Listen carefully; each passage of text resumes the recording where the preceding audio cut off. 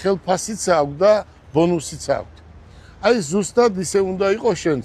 შენ უნდა იმითი იტრაბახო, რომ შენ პატარა ბიჭი 10 წლის ბიჭი მოხვედი და ჩვენ პირდაპირ მიგიღეთ, ხო?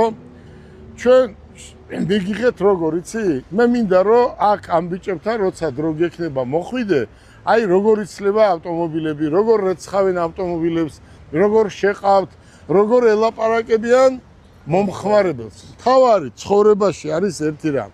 მომხმარებელი არის ყოველთვის მართალი და ტყვილი არასდროს არ უნდა უთხრა.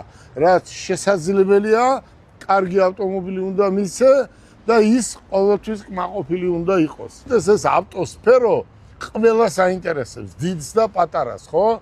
ამიტომ რეგიონში რომ მიდიხარ და რაღაცას რომ იწყებ, იმ წუთას არ უნდა დაგახტნენ თავზე და არ უნდა შეგიქმნან პრობლემები. პირიქით, პრობლემა ყველა უნდა მოაგვარონ, ხო? დაგვეხმაროთ. აი, ბათუმში რატოა ხმამაღლა რომ ლაპარაკობ?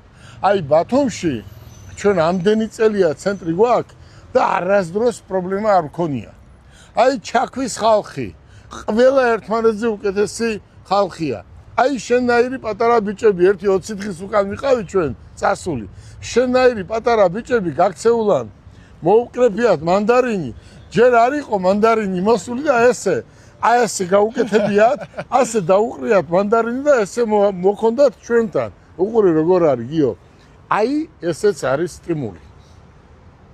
ეს ადამიანს გაგიხარდება რა საკშიც არ უნდა იყოთ, ხო?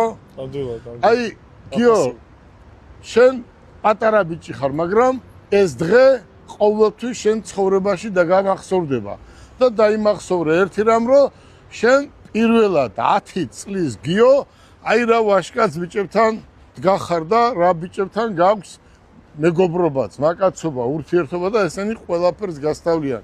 დათო, ჩვენ ვიწყებთ ახლა ავტომობილების გარეცხვას. დიახ. და აჭარისკენ ჰერი, ხო? დიახ, მოვაწესრიგებთ ავტომობილებს და მივდივართ ჩაქვში.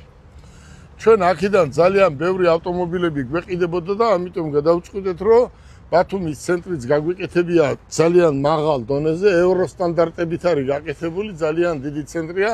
თბილისის და ქუთაისის ცენტრის ნაკლები არ არის და რა თქმა უნდა, გიო, მე და შენ უნდა წავიდეთ და მეოთხე ცენტრი, თორე ჩვენ საწყობები კიდე სხვადასხვა ადგილებზე გვაქვს.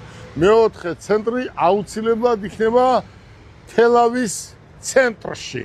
მოდი, კიდევ ერთჯერ მინდა დიდი მადლობა გადაგიხადოთ, ვინმეს კი არ გაუკეთებია რემონტი.